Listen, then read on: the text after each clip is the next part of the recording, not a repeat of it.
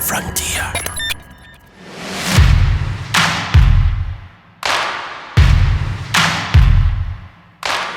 It's time for another ex-player to reimagine the fantasy final game on One Last Match. I'm Mark Benstead, and this is the podcast that lets football legends replay the last game.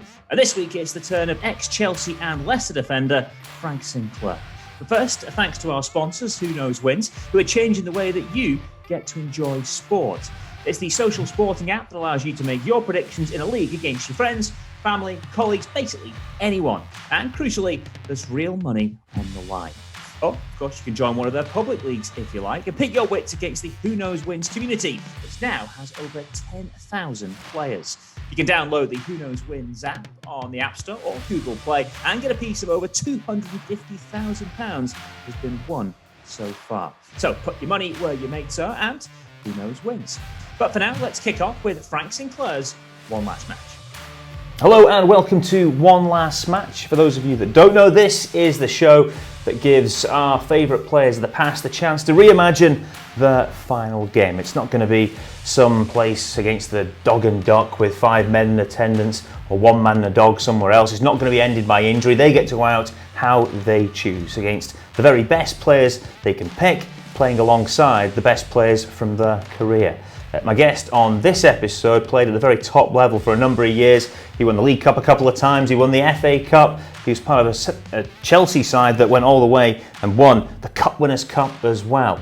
He was captain by his country, he went to a World Cup and helped them, Jamaica, get their first World Cup points. He's the former, well, most notably I guess, Chelsea defender, Frank Sinclair, Chelsea legend in many ways for what you achieved there, Frank. Great to have you with us. Let's take you back to your actual last game. What are your memories of the last time you played as a pro? Yeah, thank you for having me, Mark.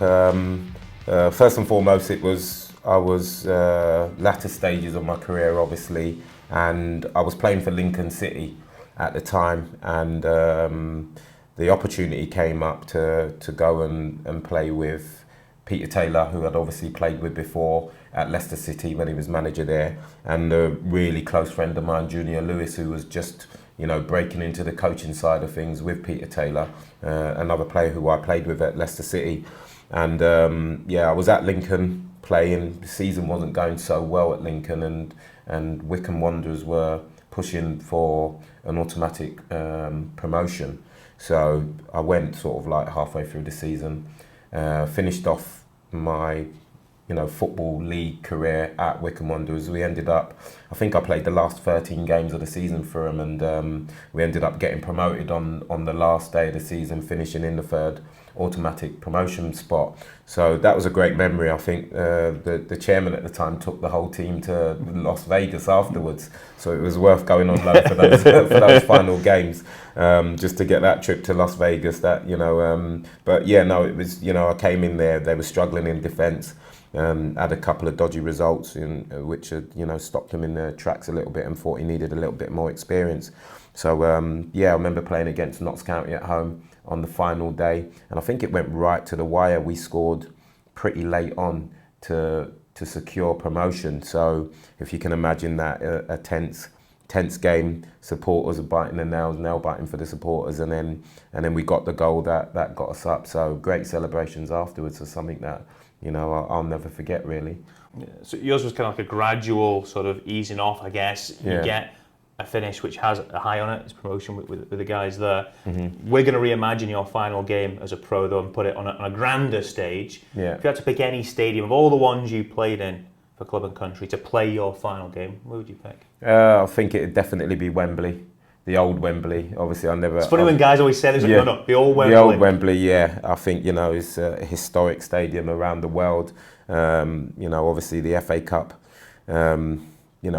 probably pre-Champions League, the FA Cup final used to be the biggest game, when I was playing and stuff. And to play at Wembley, I was fortunate enough to play there in quite a few cup finals for Leicester City and Chelsea as well. And obviously I scored in the 98 League Cup final as well, which is, probably one of my biggest moments in football, scoring in front of 90-odd thousand for Chelsea and in extra time as well. To seal a victory was a great memory to have. So I think, you know, Wembley has to be the one for me. I love it when you guys have got things like that. Scored a header, scored a goal at the old Wembley in a cup final. That is kind of, you live in the dream already. This is just a kind of extension of that. I think when you're growing up as a young kid, you have a few dreams, and you know, it's to play for your country, to play at Wembley, to score in a cup final. You know, you replay that in your mind after it's done. But as a kid growing up, it's just about imagination and dreams, and you sort of like, you know, you're playing in the school playground and pretending things like that are happening. So for that to happen to me, you know, I feel very fortunate for. We'll get to that cup final and some of the big games you played in a little bit later. In terms of this game, so you've picked Wembley, Old Wembley, as a location. Mm-hmm. Who do you want to line up against? Who's the opposition for your final game? Yeah, I think it would probably be against the best team I ever played at Wembley in 1994. I was on a real hiding against Man United in the FA Cup final. So it was that Man United team. I think they went on to do the double that year, if I remember rightly. They won the Premier League and the FA Cup. And, you know, I remember their team. It was probably, for me, one of Man United's best ever teams. So you had Schmeichel in goal, Paul Parker right back, Gary Pallister, Steve Bruce, Dennis Irwin left back. Two centre midfield players was Roy Keane and Paul Ince. The two wingers was Andreas Konchesky and Ryan Giggs, left and right. And then you had Mark Hughes and King Cantona, King Eric up front. So that for me is, you know, probably one of the all-time, you know, obviously after that you had the Nevilles and the Beckhams and stuff that came after. But for me, that was one of Man United's best ever teams. I mean, they had everything: pace, strength. They had experienced players, internationals all the way through it, and you know, they had a will to win. So we actually played them in the '94 Cup final and beat them twice in the league. Even though they won the Premier League that year, we beat them 1-0 at Old Trafford. Gavin Peacock scored, and we beat them 1-0 at Stamford Bridge. Gavin Peacock scored again. So we went into the Cup final with, you know, fairly confident that if anybody could beat them in one game, it would be us. But you know, we gave them a good game up until for about half-time. an hour, wasn't it? Yeah. And then we had two penalties on that day. I gave one away. Eddie Newton gave one away. My one was very suspect. You know, I don't know if you remember it, but it was a foul on Konchesky that was outside the box, and the referee gave it inside the box. And for me, it wasn't even really a foul. It was just you know, I outstrengthed him to get to the ball, and he went over. So you know, hard memories at the time, but obviously I went back and fixed that by going back 3 years later and winning the cup. But certainly I'd like to put my team up against that team, because I think that would be the biggest challenge. Is it interesting when you look back at your career, you had so many eyes, you did go back and you did win the trophy, you won other trophies through your career, but moments like that can always still niggle away all these years on, you know, that's like 100%. I remember, can't think of who the referee was now at the time, but I remember meeting him a few years later, and he actually admitted to me that he'd got that wrong, the decision. And it was a big call as well, because it was only 1-0 at the time. He'd already given a penalty away against Eddie Newton where he took out Dennis Irwin, which that was a penalty. You know, no arguments there, but the second penalty sort of like killed us really. But he did admit that he probably got that wrong. It didn't make it any sweeter, to be honest. You know, the deed had been done. But yeah, things like that stick with you. And I remember speaking to Eddie Newton, who was someone that I played football with until from the age of 11. You know, I've known him, and we grew up through the ranks at Chelsea together in the same team basically. And you know, we both walked off that pitch thinking, you know, we played together since we was 11 years of age. Both gave a penalty away in our first FA Cup final, which was incredible. But we both agreed in the change rooms that wouldn't be the last of it. It's not going to lie there. So fortunate enough, we went back in '97, and Eddie Newton scored the winning goal when we beat Middlesbrough in the FA Cup final. And then a year later, you know, we was very competitive, me and Eddie, as growing up as kids as well. We pushed each other all the way through, which I think made us better players. And it was a healthy you know, relationship we had, but we did push each other at the same time. And you know, I went back and scored the year after, and I remember saying to him, because Eddie had played in that game as well, I remember saying to Eddie, like, I'm not having you scoring at Wembley and me not, you know what I mean? So that's the relationship we had. Surely yours is worth more though, being a defender. I don't know. I think his argument with that was mine's the League Cup and his was the FA Cup. So, you know, there's arguments on both sides, definitely. Great. It's incredible you both went on and kind of followed that path. You've got a chance to right the wrongs, I guess, in '94. So your team's going to line up against Man United in '94 at the old Wembley in this big finale match. You're going to get to pick your team to play the actual starting 11 or the 10 to play alongside you. But I'm going to give you one more spot. Of all the guys you played with over the years, a guy maybe wouldn't quite get in that 11, or it could be someone if you wanted to, but a guy to sit next to you on the bus as you go down Wembley Way, who would you pick to have in that seat next to you? Seat next to me? Yeah. One name springs to mind straight away, and I'd probably go with Andrew Impey, who I played with. Obviously had a brilliant career at QPR, West Ham, and you know, I played with him at Leicester City as well. Top bloke, you know, and the reason why I'd have him sitting next to me on the bus was because he was the most laid back player that I ever played with. You know, you'd literally be going to a game and you'd think you were going to a party with him. He was that laid back and almost on the boundaries of not caring about the game. Like, you know, he got a bit of stick about that, but he certainly, you know, when it came to big games and stuff like that, where sometimes you're tense, a little bit nervous, a little bit of butterflies, Andy Impey in and around you'll certainly be all right, because he was that relaxed before a game, and he obviously was a top player as well. Be very difficult to get in this team. He would do, Andy, but you know, he was terrific because he played so many different positions. You know, he played left wing, right wing, could play central midfield. He played at right back at times when you had problems in defence, if he had to fill in for you. Really cultured footballer, very good first touch and passer of the ball.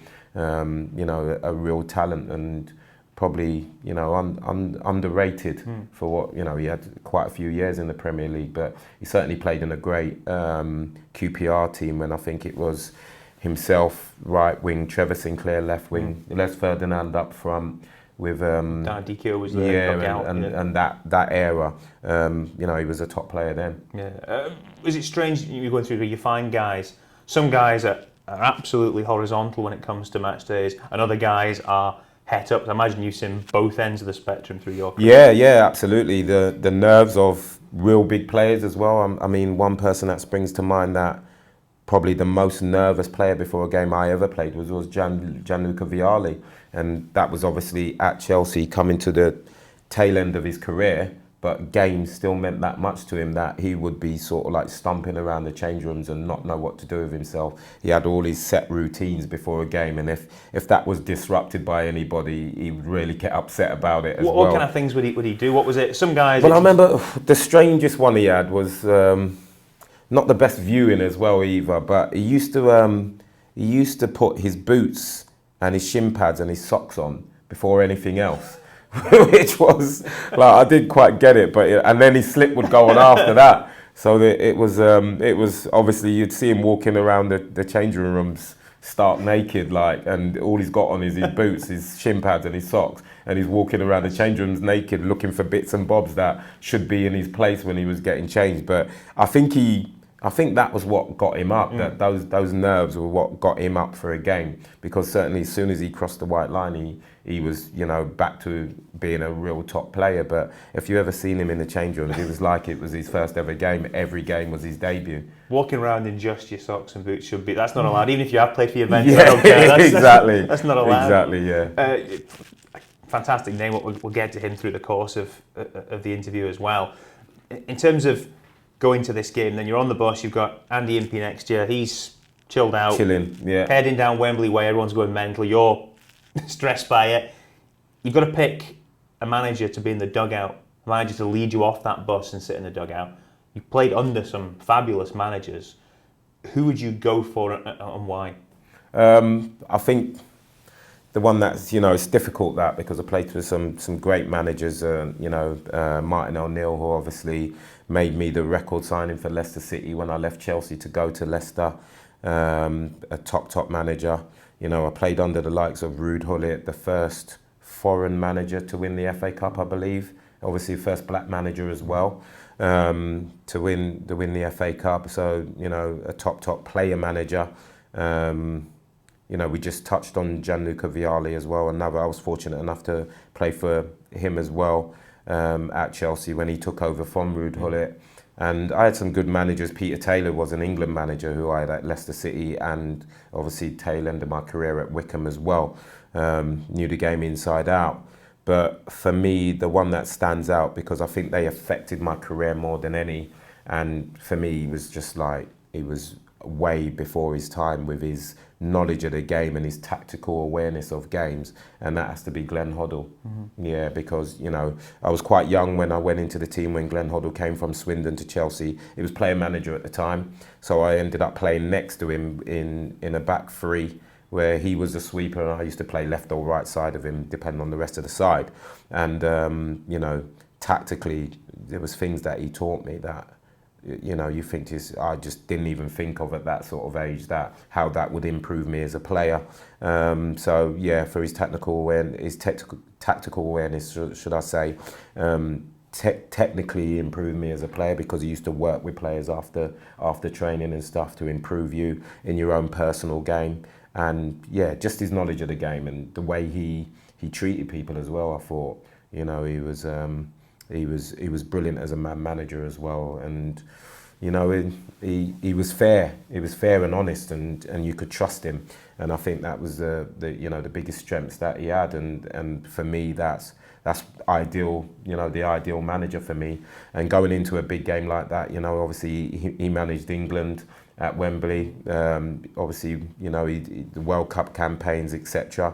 So, you know, experience-wise, he'd be spot on for a game against a team that's as good as that I've said that are lining up against us. There was always, I think, the perception from outside about Glenn was, if there was a failing, it was because he was such a good player, he expected other players to be able to do what he could do.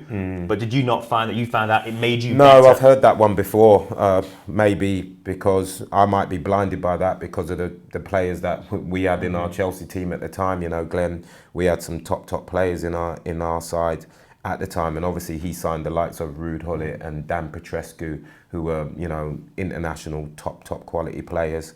So I didn't really find that, but it was probably because of the level of the players that I was playing with. I think he would have been quite comfortable with that, Glenn. But I have heard that one said before about him, which is understandable because, you know, sometimes when you're that gifted, you can not get it. Why other people can't do what you can do. I mean, we used to have many training sessions at Chelsea where Peter Shreves would be taking it, and it'd be sort of like a skill session or a shooting session or something, and he'd describe something for you to do. He'd say, right, what I want you to do is flick the ball up in the air, flick it onto your head, trap it behind your neck, flick it back over, one touch on that leg, one touch on that leg, spray it out wide, and then go in the box for a cross from the wide player. And he'd go, Glenn, show him how to do it. And then Glenn would do exactly what he said and just go bang, get in the box and score a goal like that. And everybody's like, I'm not going next. You know what I mean? Someone else can go next, yeah. But that's the sort of talent that he had. He was unbelievable as a player, and that was at his latter stages of his career. So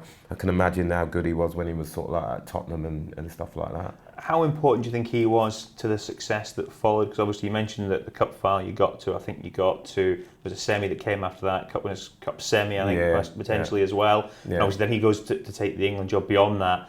But did he sort of start the ball rolling for the success that would follow at Chelsea? Yeah, 100%. I think to start with, he changed the style of football that come through Chelsea that we're seeing now, because you know, when he first came into the football club, we weren't renowned for being a good footballing side. You know, we was always a tough team to go to and play at Stamford Bridge, etc.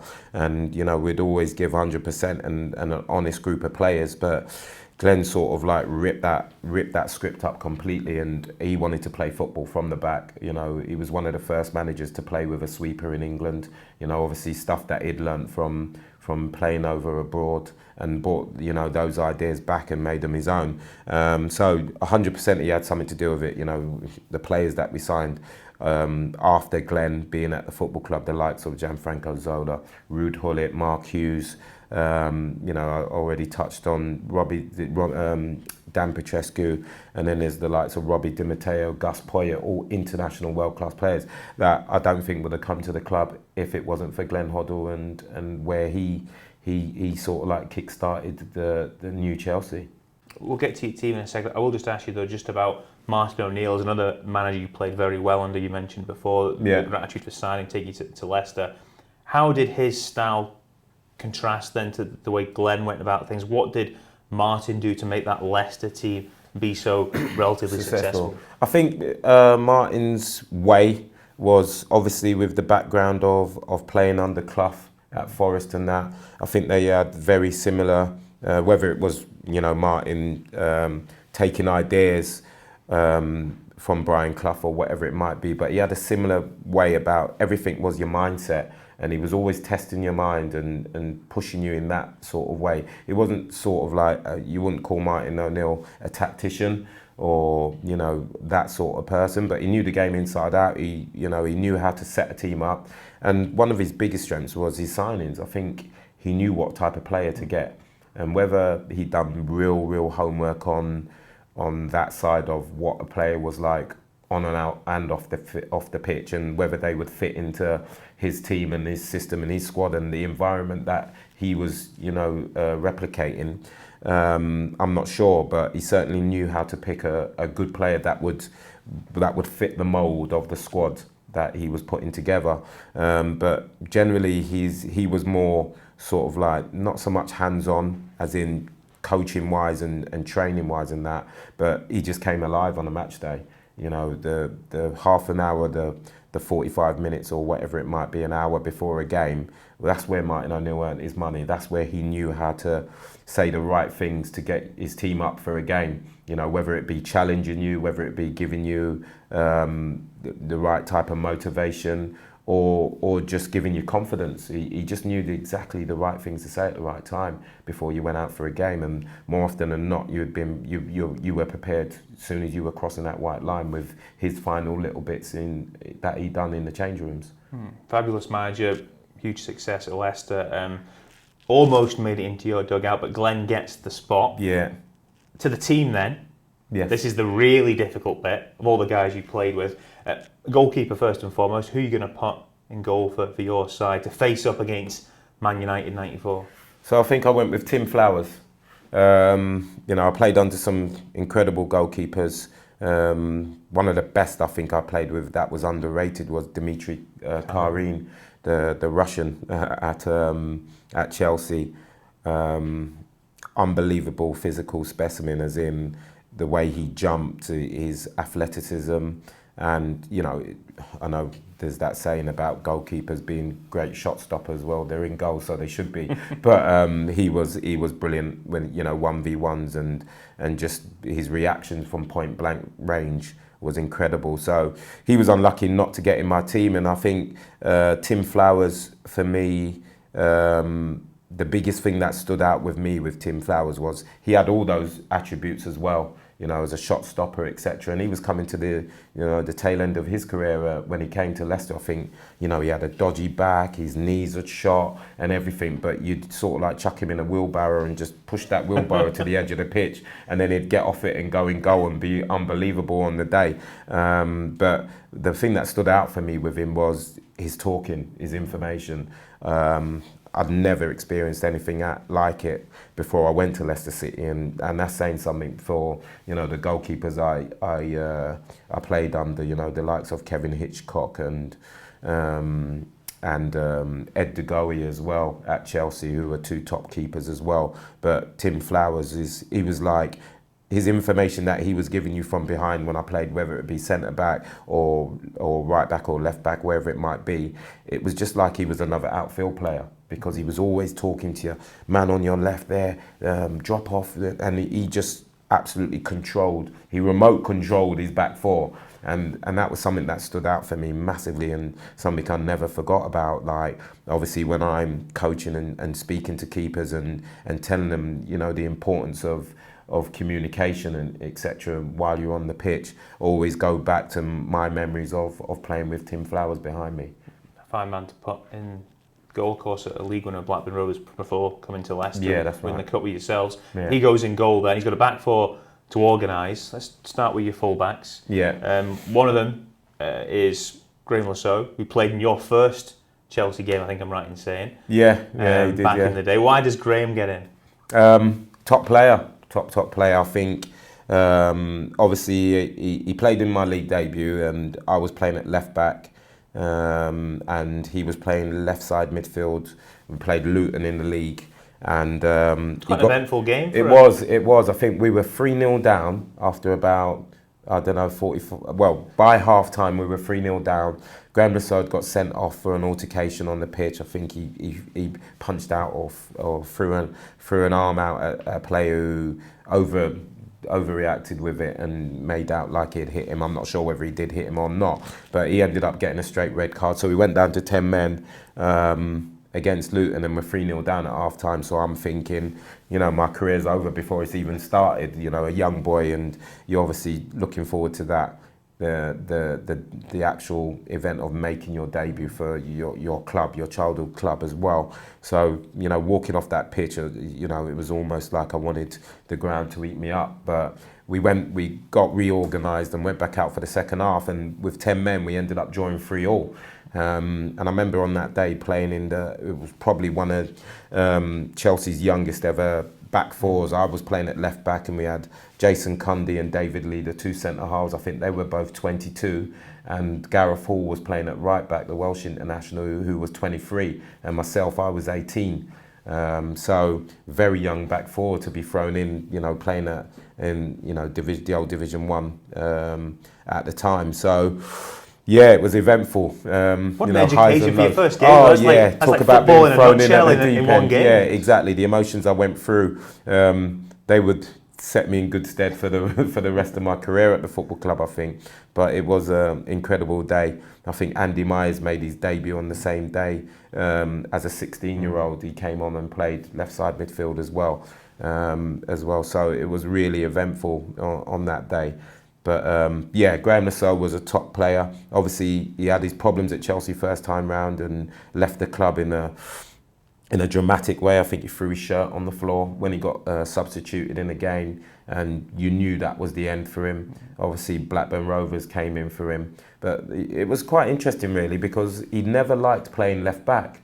He always, I saw him as a left back because I thought the way he played, the game was better for him with the game being in front of him, and as a winger, you get the ball in different sort of situations, and unless he was running at you and he had space, I always thought he was better with the game coming onto him, and a lot of people gave him that advice, but he wasn't having it. He wanted to play left wing, and I think it was a frustration for him that he didn't get the opportunity to prove himself as a left winger, and he ended up leaving the club through those frustrations. But then he went to Blackburn Rovers and started playing left back every week. So I was like, what's going on there? Do you know what I mean? But obviously, there was Blackburn Rovers were going on to another level with the money that was being pumped into the football club, and the players they were signing. They were signing top players to win that league, and they ended up doing that. But then he came back to Chelsea for a lot of money as well. I think we sold him for 800 grand and bought him back for 5 million or something like that. Ken Bates did, which was a strange one.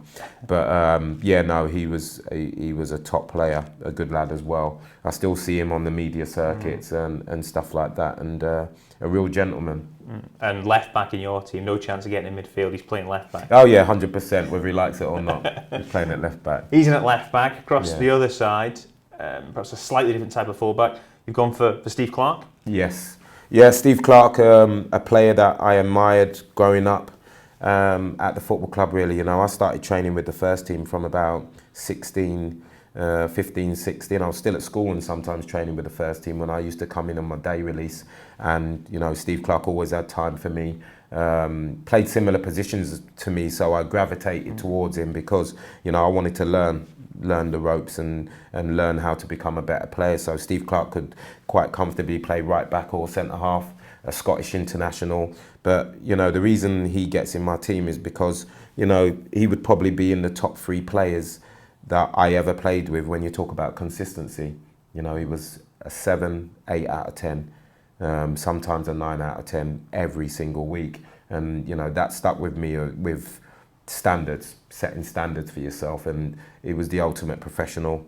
And he was someone that I always tried to model myself on what he'd done, how he was. Different type of character to me. I was more outgoing, and Steve was pretty quiet and pretty laid back and didn't really say much. But if he did talk to you, it would be important, and more often than not, it'd be about football.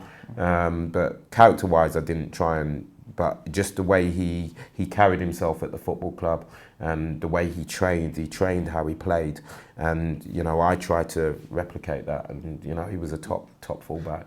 When teams have success, it tends to be it's the flair players who turn it on, who have that moment of magic, who get all the headlines and get all the focus. Do you think that sometimes people underestimate the contributions of that 7 out of 10 guy who does it week in, week out, a guy like Steve? Oh yeah, 100%. You need those players in your team, because for these flair players to be able to do their stuff, you need players that are going to compensate for that, and whether it be in defence, whether it be midfield players, whatever it might be, you need the blend to be right to be successful. You couldn't have 10 Grianfranco Zolas in a Chelsea team and think you're going to win things, because he gives you a certain type of quality that a Steve Clarke gives you something totally different, but you need the right mix and blend to get that. So yeah, but ultimately, for me, it's his consistency that gets him in my team. He's quite dry, Steve. He has got a bit of humour about him underneath. Like he will have. You have to dig for it. Yeah, you have to have a good pod for it. Yeah. I imagine when he did pull people up in the dressing room, it hit home, because he probably picked his moments to have a little. Yeah, but he wasn't. We had some characters in that Chelsea, specifically that Chelsea sort of era, and going forward as well. But he wasn't a major voice in the change rooms. Would I said he was going to be a manager after he finished playing? Probably not. He wasn't outspoken at all. Softly spoken. I can't recall him ever raising his voice in the changing rooms, and there was times where when you got people like Dennis Wise in your changing rooms, it would be kicking off at times when things weren't going right. But I can't recall Steve Clarke even ever raising his voice in my presence when I certainly played with him as well. So that just shows the character he was. He was very calm and collected, but he's obviously using that to his strengths as a manager now, and doing things right, because he's certainly doing brilliantly at the moment. Yeah, fabulous coach and manager. He's in at right back. One centre half is you. You have to play. Yes. It's your game, so you're in. Who's partnering you?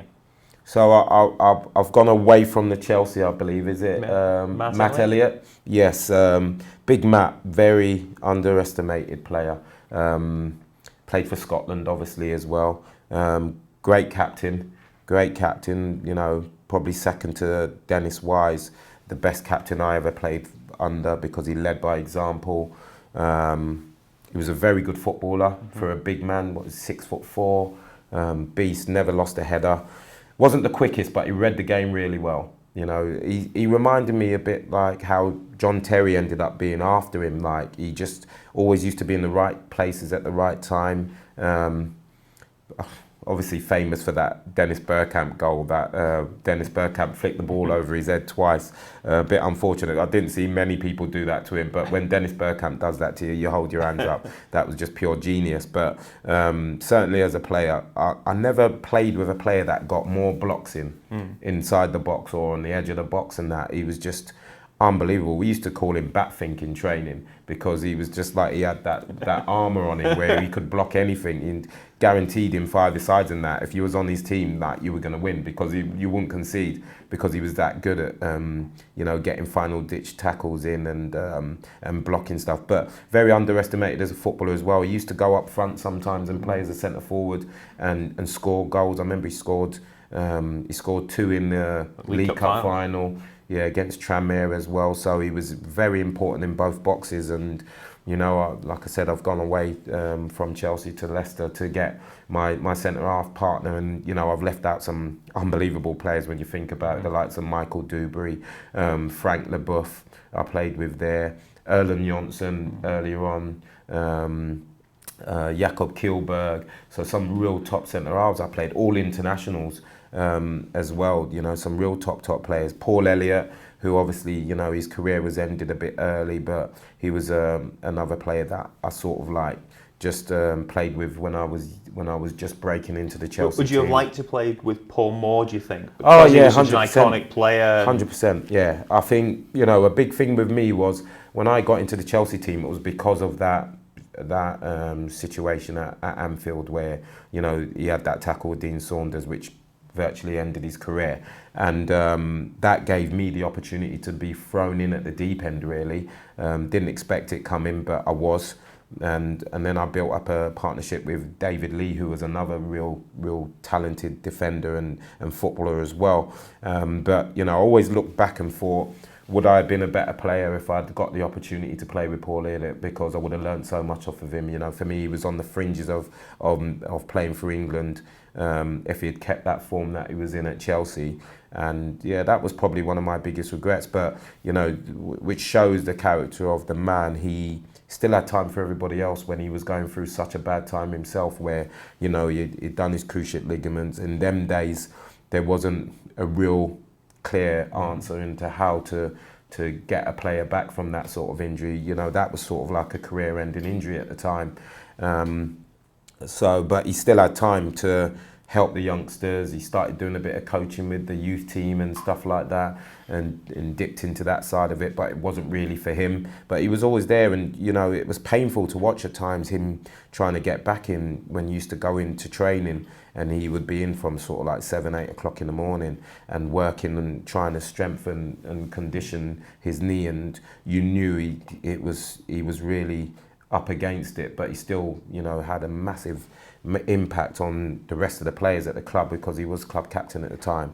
And it was such a shame that he lost out on his career, because he's such a top player, obviously coming from Celtic and to Chelsea, and I think he was Player of the Year in Scotland as well, which just showed how good he was, really.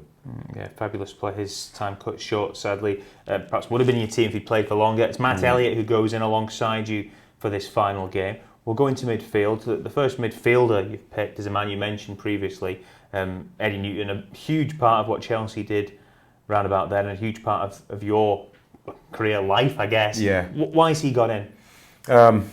Top player. Very underestimated. At a time when Paul Ince was playing for England, and a lot of people's opinion was Eddie Newton was better than Paul Ince, but Paul Ince played for Man United, and that's why he played for England. And that's no disrespect to Paul Ince, because Paul Ince was a top player as well. But I just saw Eddie every day, knew how good he was.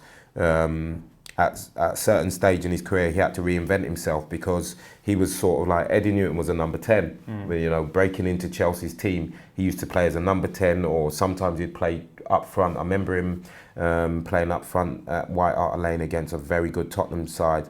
I think Sol Campbell made his league debut on the same day, and he came on up front, Sol Campbell, for Tottenham, and scored on his debut. Eddie Newton came on for Chelsea and scored 2, and we beat him 2-1. That's how good he was. He could play anywhere on the pitch, and he kind of, when we got to sort of like the Glenn Hoddle era, Glenn started signing some really attacking-minded players, and Eddie sort of reinvented himself as a holding midfielder, where there wasn't many of them about at the time. A lot of people talk about it being the Claude Makelele position and that, but Eddie was doing that for Chelsea, way before Claude Makelele's time. And he reinvented himself as a holding midfield player, because he knew he had to get in this team somewhere, and he'd done a job for the team, which probably affected his own career, because he could score goals, he could create goals, and he was an attacking midfielder, but he was that good at everything that he was able to change his game and became a very important part of the team that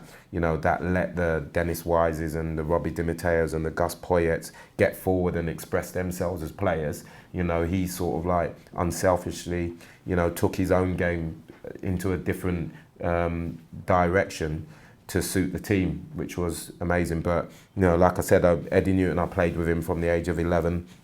He came to Chelsea when he was 14, which I had to talk him into. It took me some time to do it, but he was at Fulham as a kid, and the academy, we used to play, different teams, etc. And my coaches used to come and watch me play. And sometimes I played with Eddie for West London and London schools. And they was on at me all the time, get Eddie here. And I was like, well, he's at Chelsea. He's at Fulham. And he's been promised a professional contract. Is only like 12, 13, do you know what I mean? So it's going to be hard. So it took me a couple of years to talk him into leaving Fulham, because obviously Fulham were sort of like League 2, League 1 in them days. But eventually I got through to him and he joined me at Chelsea. So Eddie Newton makes Frank's midfield, but who will be joining him in there? You can find out in just a minute. But first, let me tell you a little bit more about Who Knows Wins. It's a sports app where you challenge your friends or the community over sports results. Download the app, then you can either join the public leagues they have created around things like the Premier League each weekend, or you can create your own custom league and invite your friends to play against you. You pick the fixtures you want to predict, you set the entry fee, and then you pick the winning team for each game. Or, of course, you can go for draws. The more people you have in your league, well, it's simple. The bigger the pot. You can check out all the links on our Twitter at One Last Match, or just search for One Last Match on Facebook. Right now, though, let's get back to Frank Sinclair's One Last Match. Let's go to the rest of your midfield. You've also picked this guy as captain, which tells you something. Instantly, you put captain next to him. Yeah. Dennis Wise? Yeah, Dennis Wise. What a character. Came from the crazy gang. Signed for Chelsea. I think it was a record signing at the time, 1.6 million or something, which was big money in them days, especially for a midfield player as well. And sort of like from his Wimbledon days, he was a winger, wasn't he? He played as a wide man, and he didn't have pace or anything, but he had a trick where he could get half a yard, and he was an unbelievable crosser of the ball.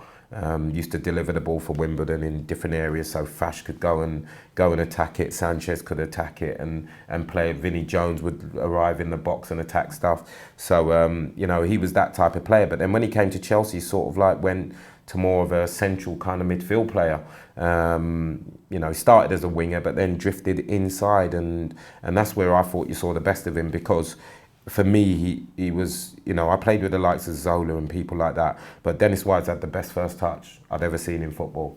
I'm talking about if the ball was 100 yards booted up in the air, he would caress it and control that ball exactly where he wanted to. A better first touch than Grianfranco Zola? Yes, I would, and that's a big call. Don't get me wrong, Grianfranco Zola as a player, unbelievable, and I'm not comparing them as players, I'm comparing their first touch. Dennis Wise had one of the best first touches I ever played with, if not the best. So he was a talented footballer.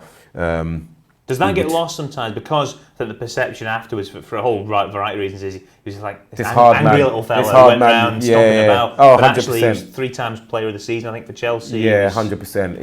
He had that stigma as being I think that may have followed him from Wimbledon as being this hard man. And whether, I heard a lot of coaches and managers that were frustrated with Wisey because they knew how good a footballer he was, but he did want to it was almost like he had little man syndrome, where he wanted to prove that you can't bully him, and if you want to get in a scrap, then I'll roll my sleeves up and you don't want to mess with me. And he had that image as well, but that took away a little bit from the shine of how good a footballer he was, because he was, passing range from midfield, incredible. His assists, he used to score goals as well. He was decent at dead ball situations, brilliant delivery that he used to put in the box. So he had all these stuff to his game, but immediately when you think of Dennis Wise, you think of that lad that used to fly into a tackle double-footed with both feet off the ground and all that side of it, which is a shame really, because I think if you speak to people within football, they would reckon, especially midfield players that he would have played up against, they would recognise how good a player he was. And like I touched on earlier, he was the best captain I played under, because there's not many captains that, if they're having a bad game or having a bad time, have still got the nous to have a go at other people. That takes courage. If you're having a bad time, but in the right manner, because some people can do it to deflect the fact that they're having a bad game. But Dennis wasn't like that. He was always, his thought was the best thing for the team. So if he had to have a go at you, and you know, his voice still rings in my ears sometimes, where he used to scream my name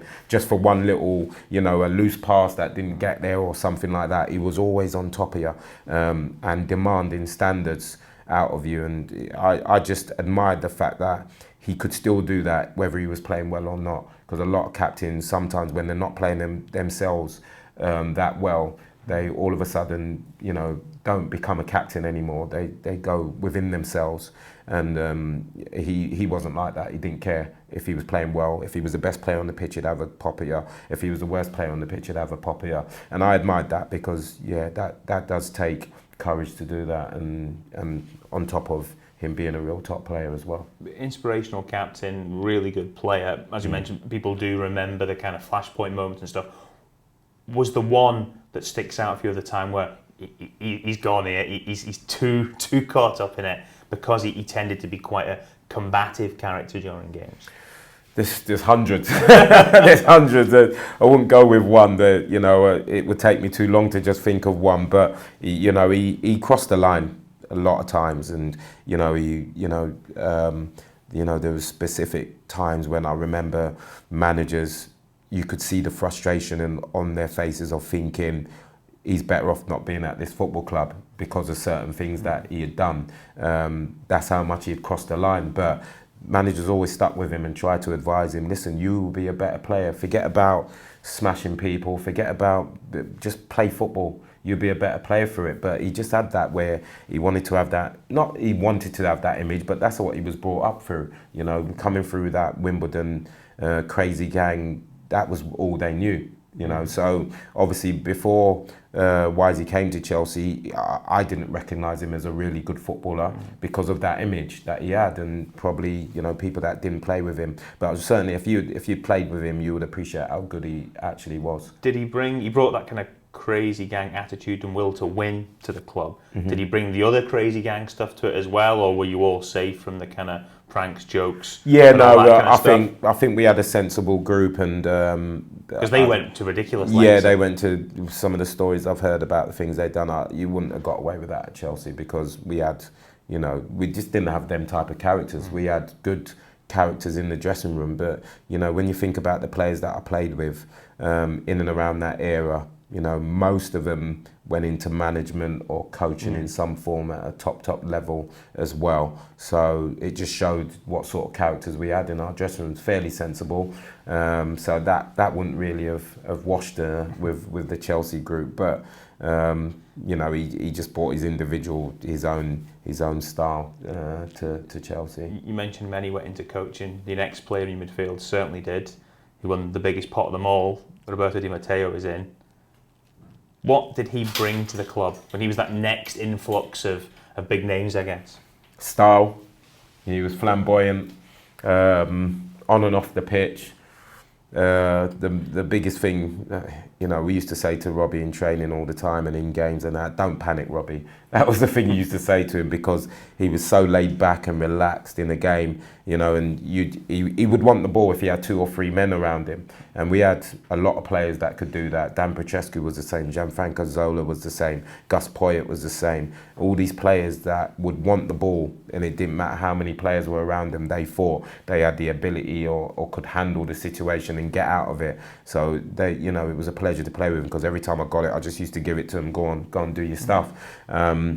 Robbie Di Matteo was that type of player, and it was strange actually, because I didn't know much about Robbie before he signed for us, but the reputation that we were getting before he came to the football club was this hard man playing in Italian football.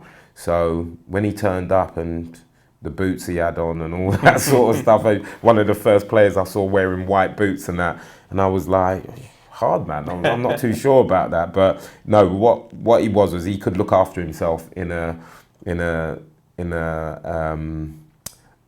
way that went undetected. Let's say that he was clever. He put a naughty tackle in every now and then, but he knew when to do it and how he would get away with it. But yeah, his character was brilliant for Chelsea. You know, he came to London and loved living. I think he lived on the King's Road or Sloane Square. He lived in Sloane Square. Really embraced the culture which a lot of the players did at the time at Chelsea. We had become by then a very fashionable club, and he fit in with that unbelievably. But obviously, you know, he scored in the cup final, that goal, the quickest goal in a cup final at the time. So he was a big game player. He scored in I think he scored in 3 cup finals as well. So you could tell he was a player for the big games. And then obviously when he took over the club, he got Chelsea to what, you know, many people imagined would never happen, and to win a Champions League, coming in as an interim manager as well, along with Eddie Newton by his side, was incredible for me to watch. One as someone that knew them, but also as a Chelsea fan as well. It was an incredible day. So yeah, Robbie Di Matteo gets in my team on merit. I think he was a top player, brilliant on the ball, worked hard for the team, came up with special vital goals, and he was a great character as well. He gets into the team. The final midfielder is a man you've already mentioned already, because he's in the dugout. You've gone for Glenn Hoddle. Yeah, and obviously I grew up watching Glenn Hoddle play. Glenn could play any position on the pitch. You know, he came to Chelsea as player manager, played as a sweeper.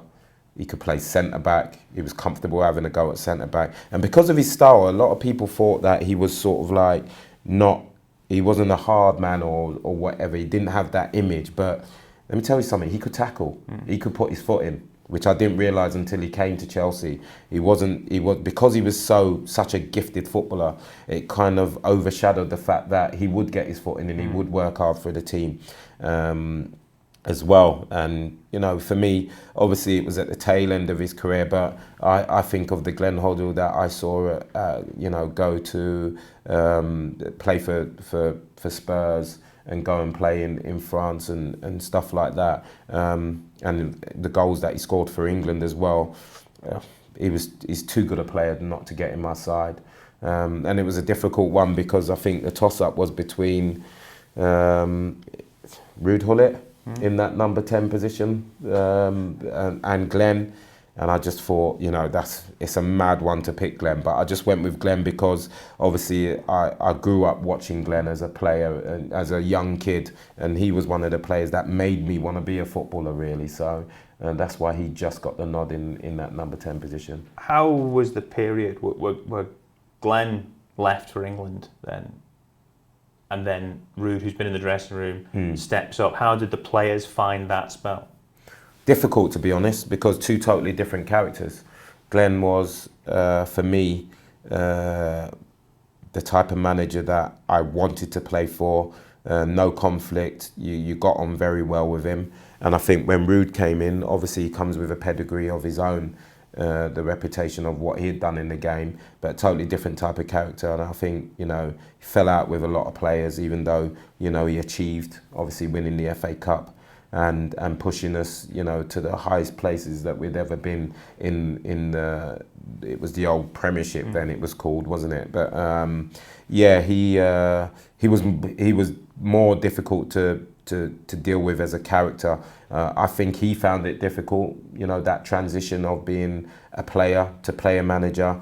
You know, he was pretty close to the boys, and then he had to have that divide away. You know, you had to keep yourself a little bit away from. How do you do that? Because he would literally have been in the dressing room, one of the boys, one day, and all of a sudden he has to be the guy dealing with it. You move into the manager's office, and then there's a distance that you have to, you know, put between yourself and the players to an extent.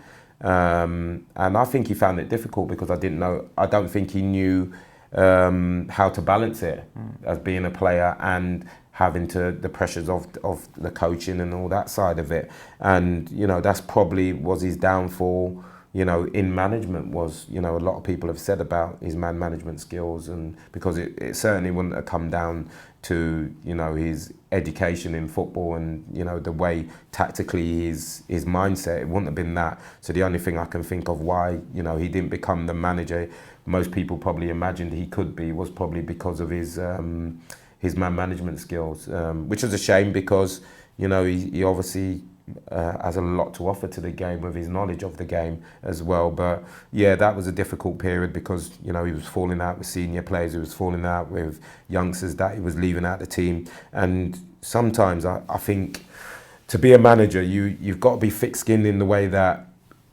you're honest to yourself and you leave people out of teams. And you know, I've been there. I've been a player manager. I've done the exact same thing, gone from being a player to a player manager of a football club. And I've always thought to myself, I've got to be honest to myself and my players. And if they don't accept it for that reason, then so be it. But at least I know I can look them in the eye and say, I've given you an honest reason why you're not playing, or why you're not in the squad, or why you're not a part of my plan. So, you know, I can go to bed and sleep at night knowing that I've been honest to a player. And I think Ruud found that a little bit difficult and sometimes made up excuses that weren't genuine because of the uncomfortableness of talking to someone that used to be his teammate or his roomie or whatever it might be. And I think he found that side of it a little bit difficult. Was that hard for you guys when it was a guy who'd been a mate, who you had trusted, you had been in the kind of, you know, in the trenches with? Mm-hmm.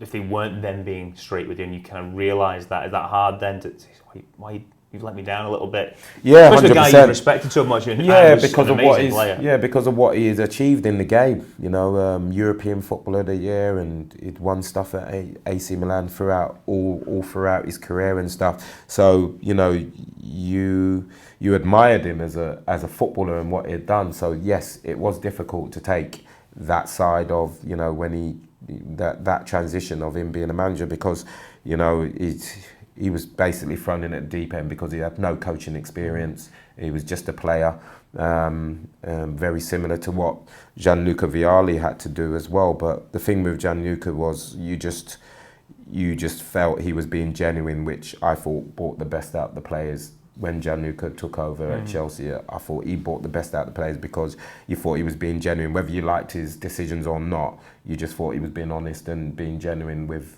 whatever decisions he made, which made you all, you know, stick in his corner. The whole period where that changed over, that there seems to be some different suggestions of how it all kind of unfolded. I think the suggestion from Chelsea at the time, Ken Bates, was Ruud was asking for more money. He kind of felt maybe that behind the scenes, some of the senior players were being consulted about some of the transfers behind, sort of prepping for the future. Did you get a sense of stuff going on? Yeah, I won't go into it too much. I think it's a long time ago and it doesn't need to be brought up again to that extent. But certainly the dressing room was not in Ruud's corner. I'd be very surprised if it was because of money why Ruud didn't get a new deal. I think that was used as an excuse. But yeah, I'd leave it there really. I just think, you know, it wasn't the right club and the right players or group, or the right time for Ruud to take over, and considering that he still won the FA Cup as well and got us to the League Cup final before Gianluca Vialli took over. So fair play to him. I was going to say the achievement of winning that first trophy in 26 years, how big a moment was that for everyone, especially someone who'd been so connected for the club for so long and you'd been part of this kind of improvement that had happened? Yeah, it was massive for me because, you know, growing up at Chelsea, all I heard about was the 70s. You know, the Peter Osgoods and Peter Bonettis and stuff like that. Obviously, you know, I was just being born in them days. So obviously the last time they'd won the cup was it 71, 72? I think they won the FA Cup. So I was constantly reminded about that growing up as a young kid at Chelsea, you know, about the Osgoods and all them sort of players, how good they were. And at times it was frustrating because, you know, you just wanted to them to start thinking about where we're going and stuff like that. So I thought the only way you can sort of like not forget about those players, but kind of put it to bed that they were successful then, and now let's look onto the future, was to start winning things. So I thought it was, you know, for me it was crucial that, you know, I did win things at the club that I supported from the age of 9 before I left that club, so that I could be a part of their history as well. So that, you know, 20 years down the line, they'd be talking about the team of the late 90s, etc. And that was important to me. Very poignant time for the close talks. Obviously, Matthew Harding, terrible accidents in and around then. So it must have been a very sort of turbulent for so many reasons around Chelsea at the time. So to have a bit of success and to move forward must have been very satisfying, I guess, for everyone connected with the club. Yeah, definitely. And I think, you know, especially the season Matthew Harding, I think we played Bolton. I think we played Bolton away, and we were going back, and Matthew was flying back, and we got the news coming back from the game, which was incredible because he was a real player's person. You know, he would be the one that would turn up at training. He'd be the one that'd be in the changing rooms wishing you all the best, and you know, individually making sure that players were in a good place. Did you need anything? I think once he offered me a car, like, because I was after this this car, a BMW Z1, and the doors used to go down on the sides, and somehow it got out in the press that I was trying to buy this new car for myself, and obviously young boy, a bit of money in my pocket, I just wanted the flamboyant stuff, and this car was incredible. It was like the doors were electronic and they went underneath the car, and he had one in his garage, and I remember him pulling me in training once, at the game. It was at the game, and after a game, I think we'd won this game, and he came up to me and he said to me, yeah, Frank, well played today, etc., etc. And he went to me, I've seen that little bit in the newspaper that you're after one of those BMW Z1s. And I goes, yeah, I've got some people looking for one for me and all that. And he went, I've got one in the garage, do you want it? Like that. And I was like, you what? He went, do you want it? I'll give it to you if you want. I was like, nah, seriously, Chairman, not. I just said, you know, I can't have that off you. You know, I can't do that. I'll get my own, but thanks for the offer. But that's the type of guy he was, Matthew. He would do anything to make the players as comfortable as possible, so that all you thought about was your performance on the pitch. And he seemed to be a guy who was helping sort of Chelsea, as they say, when they were moving forward and changing the shape of the club, the direction of the club. He seemed a big figure, and that's what it was. Hit the club quite hard with what happened, the manner of it, and everything. Him so young, of course. Yeah, very similar to, you know, obviously what happened at Leicester recently. You know, same sort of tragedy. With helicopter and etc. And that brought that all back to me. You know, obviously another one of my old clubs. I felt for him because it brought back the feeling of the loss that we had with Matthew Harding at Chelsea at the time, because, you know, he was pumping money into the club, even though, you know, Ken Bates owned it. But he was sort of like, he was the type of guy that, you know, he'd put millions into the club, but then go and stand in the shed and watch a game with the supporters. He was a true supporter. So, you know, it was difficult, but I think that spurred us on to do something. You know, when he passed away, was in his memory, whatever we could achieve, let's try and achieve something in his memory, and we ended up doing that. It certainly did. Many of the boys in your team were part of the sides that achieved success at Chelsea. One of the guys who is one of your forward players wasn't one of your Chelsea teammates. He was at Leicester. You've gone for former England striker Emile Heskey. Why is Emile, and what does he bring to this side? Yeah, obviously, it's so difficult to pick strikers. You know, at Leicester alone, I played with Stan Collymore, Les Ferdinand, you know, Paul Dickoff, a goal scorer, Mancini. You know, I played with some real top players just at Leicester alone. And then when you go back to Chelsea, there's, you know, in my early days, I played with Kerry Dixon, who's probably one of, you know, Chelsea's right up there with one of Chelsea's best ever goal scorers. Johnny Spencer was a top player for Chelsea. Paul Furlong. So I played with so many centre forwards, but I just thought of what I needed in this team. Obviously, you know, when I first went to Leicester City, Emile Heskey had just broken into the first team. I think he had played, you know, he was into his second full season at the club when I signed. So he was a young lad, but he just had everything for me. He had everything. And even though he had an unbelievable career, I always thought you could get more out of him. If you kept on at him, you could get more, because he was that good. You know, he was Bruno, you used to call him. He was like, 14 and a half stone. The quickest player at the club. You know, he could shoot with both feet, and, you know, he had a rocket in both feet. Very good hold-up play. The thing that you had to try and get out of him was him being a bit more aggressive, because he was just a lovely lad, a typical Leicester lovely lad that didn't want to hurt anybody, wouldn't hurt a fly. But in this business, you got to be ruthless, and that's what, you know, we all tried to get into him when he was growing up as a young boy coming through. You have to be ruthless. When you walk on the pitch, people need to be scared of you. Do you know what I mean? For you to show how good you can be. And it wasn't in his nature, to be honest. It wasn't in his nature at all. He was just not like that. But he certainly still would knock you about and stuff like that, but not to the extent that I believe he could have done. You know, I think he could have been a real force in the Premier League. I mean, obviously he went to Liverpool for £11 million, and Neil Lennon went to Celtic when Martin O'Neill left. as well, and then slowly but surely the team fell apart. You know, Muzias went, Robbie Savage went, other players went as well. So that was the period when Emil Heskey went to Liverpool. I think the whole team, he was such a big part of that Leicester City team that, you know, whether we never had the same belief that we had what we could achieve after that, and then slowly the team fell apart. But for me, you know, he was a top player, one of the best youngsters, definitely one of the best young players that I ever played with, just breaking into Leicester's team. Goal scorer, he'd win games on his own. I remember Rio Ferdinand signing for Leeds, world record signing at the time for a defender. Can't remember how much Leeds exactly paid. It was in and around the 18 million, I think they paid for him, wasn't it? And his debut was against Leicester City at Filbert Street, and he came up against Emil Heskey.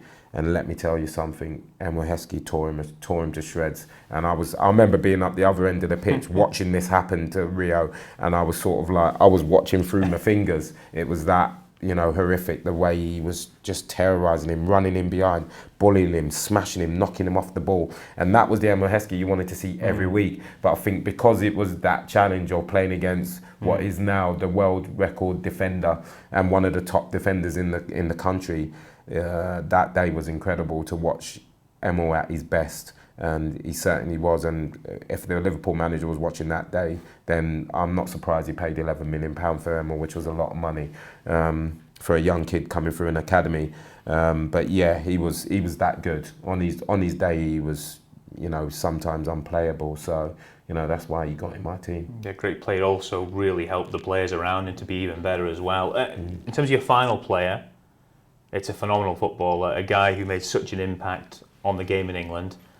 Grianfranco Zola. What was he like to be alongside in the team? First and foremost, off the pitch, he was the most humble person, because he was the superstar of the team. There's no mistakes of that, and he earned that on merit, because he was the best player I ever played with. You know, you can go on all day about his individual ability and his talent and goal scoring and creating goals, his first touch. You know, he's one of those players that there's not many players, even that I love the game, but there's not many players that I would go and pay and watch them train. He was one of them. I would pay to watch him train, Grianfranco Zola, because he was that good in training as well. But off the pitch, he was just so humble. He was like, you know, if you're getting off the bus, Liverpool away, he'd grab the balls, you know, and there's other people that have got those jobs, and he knows that, but he'd go and get the balls. He'd help the kit man bring the stuff in, and that's the best player in your team. So when you're getting off the bus and you're seeing your best player do that, you fall into line as well. You want to be that part of the team. You want to have that camaraderie of just being, you know, part of a unit and not being the special one. And he led that by example. And then on the pitch, unbelievable. You could give him the ball in any situation with any amount of players around him and be confident he'll find a way to wriggle out of it or get the ball off and keep the ball for the team more than anything. And then he came up with special goals when you needed them, whether it be free kicks. You know, I think his stats for free kicks was sort of like one in 3 he scored or something when he was in his time at Chelsea, which was incredible. And he could just change a game, flip a game on its head with one bit of magic. I remember seeing a goal in a game that was at the time probably one of Chelsea's biggest games, when we played Wimbledon in the FA Cup semi-final at Highbury, and he scored that goal where Di Matteo rolled it into him and he flicked it and left the Wimbledon defender, I think it was Chris Perry at the time, sorry for reminding you of that, Chris, but that bit of skill. I was standing on the halfway line, playing it right back at the time, and it was one of them that I just didn't know what happened. All I see is the ball's in the back of the net. I saw the pass from Robbie Di Matteo into his feet, but then sort of like my view was blocked by another player running across, and then the next minute he's in on goal. And I'm like, well, he was in front of the defenders before. How's he got there? And it wasn't until I went home and actually watched it on Match of the Day, because in them days you didn't have the iPads and stuff to watch things back instantly. So I went home and watched it on Match of the Day. And when I saw that bit of skill, I was like, wow, that was incredible, and it just turned the game on the flip of, he could turn the game on the flip of his head, just like that. And you knew that, with him on your side, more often than not, he would come up with something that would be match winning. So all you had to do was try and keep the ball out of the back of your own net, and he would come up and produce something for you. And I went into games every week confident that if we can keep a clean sheet, Grianfranco will produce something that will win us a game. And more often than not, he did. So, for me, very easily, when I'm asked that question, when you look at that, the type of players I've got in this team that are playing against this Man United side. By the way, we would batter that Man United team. When I think about it, that team would batter Man United. But when I think about it, he's very easily the best player I ever played with. Yeah, amazing technique, amazing ability, a fantastic player to complete your 11. Mm-hmm. I'm going to give you one last question about your team. If you could play a wild card, you can pick any of the players that you played against, whatever the game, club or country, to bring into your team to make it better. Who would you pick? Probably be Eric Cantona. And it's a big call because you got Thierry Henry. I played that when he was at his best. Ian Wright when he was at his best. I played against the Mark Hughes at Man United, which was always one of the toughest games I ever played against. Dennis Burkham, ridiculous to try and mark him. Alan Shearer, obviously. Les Ferdinand. I played against that partnership at Newcastle. David Ginola springs to mind. I used to hate playing against Overmars when he was at Arsenal because he was just ridiculously quick. It's a very difficult one. And, I could probably name 10 and change the whole team with the players that I was fortunate enough and come up against in my career. But for me, the one that would stick out would be King Eric Cantona, because I just remember playing against him, and he always made me feel on edge when I was playing against him. I never had that feeling with many players, even when I played against your Thierry Henrys and people like that. I think I had that a little bit with Dennis Bergkamp as well, because you just didn't know, you were just nervous that you didn't know what was going to happen if they got the ball. And I didn't feel that with many players. Eric Cantona was one that I always thought to myself, I never felt comfortable playing against him. I was always on edge and just thinking, nervously more than confidently when I played against him. I didn't have that with your Alan Shearers and people, because you knew what you was up against, and you could prepare yourself mentally for that sort of, whatever you had to do on that day to try and stop that certain player. The same with Thierry Henry. You pretty much knew, even though it was very difficult to stop, but you knew what you was coming up against. When I played against Dennis Bergkamp, I always felt I'm not sure what he's going to do here. And Eric Cantona was the same. So I'd probably go with Eric Cantona. Would be one player that I may add to that team, but he's obviously playing against us. So, if I could change one, or if I had to change one, should I say, it'd probably be Cantona. It's a big call who I'll take out of there. It's a big call. I can't say who I would take out. I won't push you on that. Got who you would bring in. That's all we needed to know.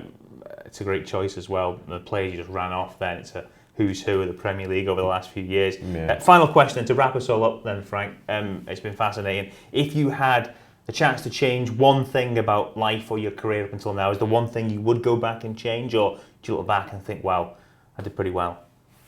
No, I think every decision I made for a reason throughout my career. Obviously, probably the most important decision I made in my career was leaving Chelsea. Very early, I was only in my mid-20s, but I felt I had to make that move to prolong my career in the Premier League. And I never saw myself as the type of player that would just be a bit part, coming off the bench or being a squad player. I never saw myself as that sort of player, because I loved playing football that much that regardless of what club I was at, if I was on the bench and not involved, I don't think I would have been happy. That's how I viewed myself, because I needed to play games, and when I didn't play through injuries, I was very frustrated. I always found it hard. Then there wasn't many times that I didn't get in teams. I was quite fortunate with that side of it. But if I was left out for whatever reason it might be, it really upset me. It really upset me. So I knew that if I was meant to be this squad player, like you get the rotations and all that in this day and age, I would have found it difficult. So that was the reason why I left Chelsea, because I was virtually told that I would become a squad player, and I had an opportunity to go to yes, a smaller club, but be able to prolong playing at the highest level for as long as I could. So that was probably the one thing that I regretted having to make that decision. But don't get me wrong, I had 6 great years at Leicester, but obviously born and bred and grew up playing for Chelsea from the age of 11 and going through every age group, that Chelsea would always be in my heart. So that's probably the one thing. If I could have stayed and got a contract off Abramovich, I certainly would have been a bit more happier. I wouldn't blame you for that. Frank, it's been fascinating to listen to your absolutely tremendous career. We didn't even get to the World Cup with Jamaica. I'll save that for another day. Frank Sinclair, thank you for joining us on the show. Brilliant stuff. That is us done and dusted for this episode. Remember, it is never too late for one last match.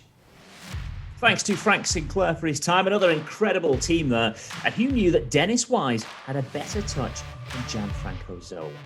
Just a quick reminder before we go to get involved with Who Knows Wins. It's the new app that's really shaking up the sports entertainment industry.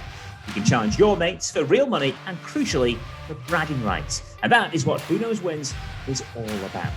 Download the app, create your own league, select your fixtures across football, rugby, tennis or horse racing, then set your entry stake, you make your predictions, and you invite your pals in to come and challenge them to beat your guesswork. You grow that pot, and crucially, you win their money. And when it comes to bragging rights, winner takes all. You can get it now on the App Store or Google Play. Who Knows Wins? You put your money where your mates are.